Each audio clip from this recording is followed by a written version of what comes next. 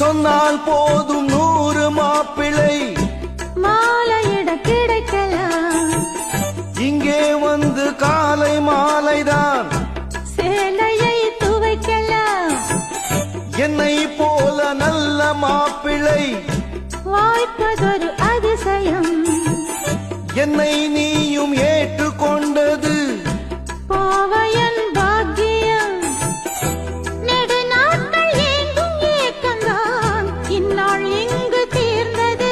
இல்லையா பின்ன மங்கை செய்த பூர்வ புண்ணியம் மன்னன் வந்து சேர்ந்தது.